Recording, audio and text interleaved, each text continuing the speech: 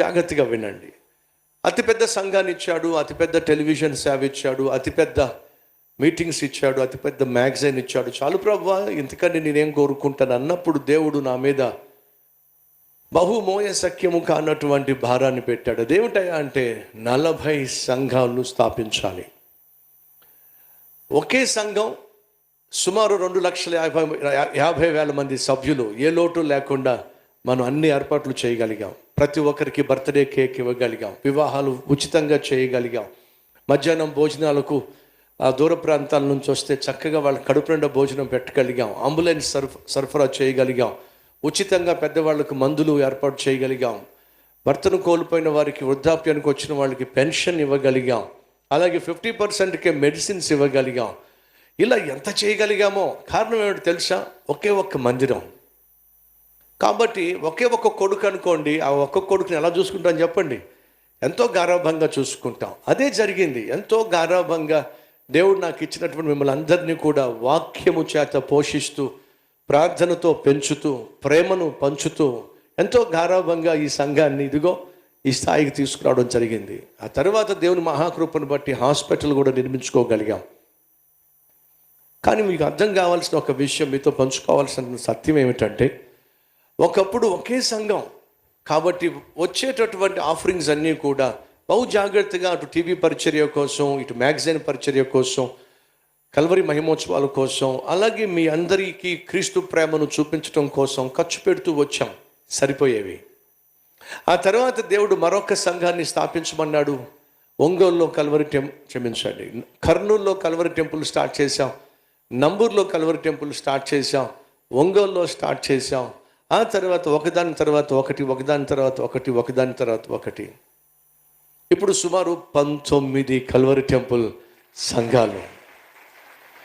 దేవుని మహాకృపను బట్టి ఈరోజు అటు మంచిర్యాలలో, ఇటు నరసరావుపేటలో మన కల్వరి టెంపుల్ నూతనంగా మందిరం స్టార్ట్ అయింది. మంచిర్యాల అలాగే నరసరావుపేటలో ఈ ఆరాధనలో పాలు పంచుకుంటున్న మిమ్మల్ని అందరినీ కూడా అభినందిస్తున్నాను. మీరు ఆశించినట్టుగా, ప్రార్థించినట్టుగా అద్భుతమైనటువంటి కల్వరి టెంపుల్ మందిరాలు మీ ప్రాంతంలో ప్రారంభించాడు దేవుడు. దేవునికి మహిమ కలుగును గాక. ఈ సమయంలో దయచేసి గమనించండి, 2016 వరకు మనకు ఒకే ఒక్క సంఘం, సభ్యులు ఇచ్చేటటువంటి కానుకలు సంఘక్షేమం కోసం చాలా చక్కగా ఉపయోగించుకుంటూ వెళ్ళగలిగాం. కానీ ఇప్పుడు ఒక సంఘం కాదు, ఇప్పుడు 19 సంఘాలు. ఒకప్పుడు ఒకే బిడ్డ, ఆ ఒక్క బిడ్డకు ఏ లోటు లేకుండా చూడగలిగాం. మీరు ఊహించుకోండి, మీకు ఒక అబ్బాయి ఉన్నాడు అనుకోండి, భార్యాభర్త ఉద్యోగం చేస్తూ చక్కగా సంపాదిస్తున్నారు అనుకోండి, ఆ ఒక్క బిడ్డను ఏం చేస్తారు? చక్కగా చూసుకుంటారు, మంచి డ్రెస్ కొంటారు, మంచి స్కూల్లో వేస్తారు, బాగా చదివించే ప్రయత్నం చేస్తారు, ఏ కష్టం లేకుండా చూసుకుంటారు. మీ కాపరికి అదే చేశాను. కానీ ఇప్పుడు ఊహించుకోండి, మీకే ఆ ఒక్క బిడ్డ కాకుండా 19 మంది బిడ్డలు ఉన్నారనుకోండి, ఇప్పుడు మీ పరిస్థితి ఏమిటి? అదేవిధంగా బట్టలు కొనగలరా? అదేవిధంగా స్కూల్లో మంచి స్కూల్లో చదివించగలరా? వచ్చేటటువంటి రాబడి, భార్య రాబడి, భర్త రాబడి, ఈ ఇద్దరి రాబడితో ఒకరిని చూసుకోవడం సులభమే కానీ 19 మందిని చూసుకోవడం సులభమా? ఈరోజు మన పరిస్థితి కూడా అక్కడికి వచ్చింది. హైదరాబాద్ మెయిన్ సంఘం, ఈ మెయిన్ సంఘంలో వచ్చేటటువంటి రాబడి ద్వారానే మనం ఎక్కడ సంఘం స్థాపించినప్పటికీ కూడా ఆ సంఘానికి కావలసినటువంటి సేవ, మెయింటెనెన్స్. ఉదాహరణ, నేను పోయిన 10 days బ్యాక్, 15 days బ్యాక్ మా సహోదరులను ఫైనాన్స్ డిపార్ట్మెంట్ వాళ్ళని పిలిపించాను. ఒక సంఘాన్ని మనం స్థాపిస్తున్నప్పుడు నెలకు ఎంత ఖర్చు అవుతుందంటే సుమారు 5 లక్షల రూపాయలు ఖర్చు అవుతుంది. ఒక సంఘాన్ని మనం స్థాపించామంటే ఆ సంఘాన్ని నడిపించడానికి సుమారు 5 లక్షల రూపాయలు ఖర్చు అవుతుంది. సరే, మరి 5 లక్షల రూపాయలు మనం ఖర్చు చేస్తున్నాం కదా. తాడేపల్లి గుడి ఉంది. ఆ తాడేపల్లి గుడిని సుమారు 1000 మంది వస్తున్నారు.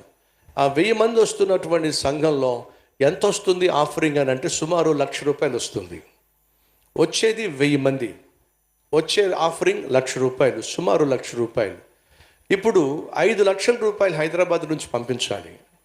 అలాగే ప్రతి మందిరానికి 5 లక్షల రూపాయలు ప్రతి నెల మనం పంపించాల్సి ఉంటుంది. ఆ మందిరం నడవాలి అని అంటే స్టాఫ్ కావచ్చు, వాళ్ళకి శాలరీస్ కావచ్చు, రెంటెడ్ హాల్స్ కావచ్చు, కన్వెన్షన్ సెంటర్స్ రెంట్కి తీసుకుంటాం కాబట్టి రెంట్స్ కావచ్చు, మధ్యాహ్నపు భోజనాలు కావచ్చు, వీటన్నిటికీ కూడా సుమారు 5 లక్షల రూపాయలు ఒక మందిరం స్టార్ట్ చేసినప్పుడు మనం ఖర్చు చేయాలి. సరే, 1000 మంది వస్తున్నారట. 1000 మంది కలిసి ఎంత ఇచ్చారట? 1,00,000 రూపాయలు కానుకిచ్చారు. ఇప్పుడు 5 లక్షల రూపాయలు ఖర్చు ఆ మందిరం భరించాలి అని అంటే ఎంతమంది రావాలి ఆ మందిరానికి చెప్పండి? 5,000 మంది రావాలి. 5,000 మంది వస్తేనే 5,000 మంది కలిసి 1000 మంది 1,00,000 రూపాయలు ఇస్తున్నట్లయితే 5,000 మంది 5 లక్షలు ఇస్తే ఆ మందిరానికి అయ్యే ఖర్చు సరిపోతుంది. కానీ 5,000 మంది ఒక మందిరానికి రావాలంటే ఎంతకాలం పడుతుంది? మిర్యాలగూడ ఇది 3వ సంవత్సరం, 1000 మంది నుంచి 1,100 మంది వస్తున్నారు. గుంతకల్లు ఇది 4వ సంవత్సరం, 5వ సంవత్సరమో 1,200 మంది వస్తున్నారు. అనగా 1000 మంది, 1,200 మంది, 1,500 మంది అనేది చిన్న సంఖ్య కాదు ఆయా ప్రాంతాల్లో. కానీ ప్రతి నెల మనం ఖర్చు పెడుతుంది ఎక్కువ. ఎందుకు ఈ విషయాలు మీతో పంచుకుంటున్నానంటే, ఒకప్పుడు ఒక్క సంఘంగా మనం ఉన్నప్పుడు వచ్చిన ఆఫరింగ్స్ ఏమైతే ఉన్నాయో చాలా సంతోషంగా మనందరికీ ఏ లోటు లేకుండా, అనగా మీకు క్రీస్తు ప్రేమను చూపించే ప్రక్రియలో ఎక్కడ లోటు లేకుండా చూసుకుంటూ రాగలిగాం. కోవిడ్ సమయంలో 2019-20లో కోవిడ్ వచ్చినప్పుడు ప్రపంచంలో ఎవ్వరూ చేయనంత గొప్ప సేవ మన కల్వరి టెంపుల్ ద్వారా చేయగలిగాం. మన మందిరాలనే కోవిడ్ కేర్ సెంటర్స్గా మార్చేసాం. ఉచితంగా వైద్యం ఇచ్చాం, ఉచితంగా మందులు ఇచ్చాం, ఉచితంగా ఫుడ్ ఇచ్చాం, ఉచితంగా ఆక్సిజన్ ఇచ్చాం, ఉచితంగా వైద్యం ఏర్పాట్లు చేశాం. ప్రపంచ చరిత్రలో ఏ మందిరం కూడా ఉచితంగా వైద్యం చేయలే. పైపెచ్చు ఎవరు ఫోన్ చేసినా సరే వారికి నెలన్నర ఆహార దినుసులు మనం సుమారు 60-70 వేల మందికి మనం పంపించగలిగాం. భర్తను పోగొట్టుకున్నటువంటి భార్యలు, ప్రాముఖ్యంగా సేవకుడిని పోగొట్టుకున్నటువంటి సేవకురాండ్రు, మీకు తెలుసో లేదో 2-3 సంవత్సరాల పాటు ప్రతి నెల వారికి మనం సహాయం పంపించాం వారి కుటుంబ పోషణ కోసం. ఇంత చేయగలిగామంటే కారణం తెలుసు, మీ సహాయం వల్ల, సహకారం వల్ల. కానీ ఈరోజు ఒక బిడ్డ కాస్త 19 మంది బిడ్డలు అయ్యేసరికి సేవ చాలా భారంగా తయారైంది. ప్రాముఖ్యంగా ఒక మందిరం కట్టాలి అంటే స్థలం కావాలి. ఎక్కడ మన మందిరం కట్టాలన్నా 3-4 ఎకరాల స్థలం కావాలి. ఎక్కడ చూసినా సరే 2 కోట్లు, 3 కోట్లు, 4 కోట్లు ఎకరం అని చెప్పి అంటున్నారు. కాబట్టి 3-4 ఎకరాల స్థలం కొనాలన్నా సరే 6-8 కోట్ల రూపాయలు సుమారు అవుతుంది.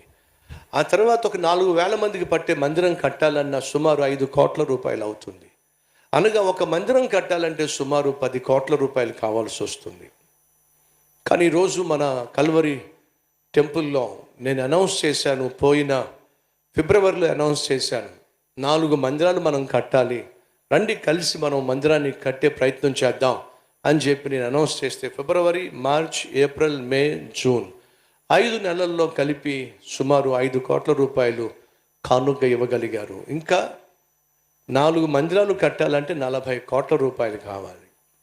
5 నెలలుగా అందరం కలిసి ఇవ్వగలిగింది కేవలం 5 కోట్ల రూపాయలు మాత్రమే. విచిత్రం ఏమిటయా అంటే, మందిరంలో ఉదాహరణ చెప్తున్నా, 1 కోటి రూపాయలు వస్తున్నాయి అనుకోండి కానుకగా, మందిర నిర్మాణం కోసం సహాయం చేయండి అని అంటే 1 కోటి రూపాయలు ఇచ్చేవాళ్ళు ఏం చేస్తున్నారు, ఇక్కడ 20 లక్షల రూపాయలు తీసుకెళ్ళి అక్కడ 20 లక్షలు ఇస్తున్నారు.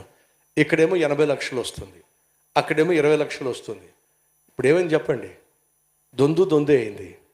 అనగా ఇక్కడ ఇవ్వాల్సింది కాస్త తీసుకెళ్ళి అక్కడ ఇస్తున్నారు. ఫలితంగా మనం వాస్తవంగా మందిర నిర్మాణం కోసం కావలసినటువంటి సహాయము దొరకటం లేదు. మందిర నిర్మాణానికి స్థలం కొనాలి, అలాగే మందిరం నిర్మించాలి. ఇదంతా చేయాలంటే అసాధ్యంగా తయారైంది. ఈరోజు దేవుని మహాకృపను బట్టి మీ అందరి సహాయం వల్ల నంబూరులో 18,000 మంది పట్టే అద్భుతమైన మందిరం కట్టగలిగాం. ఒంగోలులో 12,000 మంది పట్టే అద్భుతమైన మందిరం కట్టగలిగాం. అలాగే గుంతకర్లో, జహీరాబాద్లో, అలాగే కాకినాడలో 4,000 నుండి 6,000 మంది పట్టే అద్భుతమైన మందిరాలు మనం కట్టగలిగాం. ఒక మందిరం కట్టడమే అనేక మంది సేవకులకు సవాలుగా ఉన్నటువంటి ఈ రోజుల్లో మనం ప్రతి సంవత్సరం 2-3 మందిరాలు కట్టుకుంటూ ముందుకెళ్తున్నాం. ఇది అసాధ్యం. కేవలం దేవుడు మహాకృపను బట్టి, మీ అందరి యొక్క సహకారాన్ని బట్టి మాత్రమే సాధ్యమవుతుంది. సంగమా, నా మనవి ఏమిటంటే, మన కల్వరి టెంపుల్లో ఎవరైతే ఆత్మీయులు ఉన్నారో, మీరు సంపాదించే సంపాదనలో దశమ భాగము అది మీరు ఖర్చు పెట్టుకునేది కాదు, అది దేవునికి ఇచ్చేది. దయచేసి గమనించండి. ఆ దశమ భాగం ఏదైతే ఉందో అది మీరు సక్రమముగా ఇవ్వగలిగితే, ప్రతి ఒక్కరూ ఇవ్వగలిగితే, మన ముందున్నటువంటి అన్ని సంఘాలకు స్థలాలు కొనగలుగుతాం, మందిరాలు నిర్మించగలుగుతాం. అదనంగా ఏ ఒక్కరి మీద భారం పడకుండా ఉండాలి అని అంటే, సులభంగా మనం మందిర నిర్మాణాలు చేపట్టాలి, ఇంత భారభరితమైనటువంటి సేవ ముందుకు సాగాలి అని అంటే మీ సహాయం కావాలి. ఆ సహాయం కూడా కేవలం వాక్యానుసారంగా. హెచ్చరించే ప్రయత్నం చేయటల్లా, భయపెట్టే ప్రయత్నం చేయటల్లా. దయచేసి గమనించండి. ఇశ్రాయేలీయులు యెరికో పట్టణానికి వెళ్ళినప్పుడు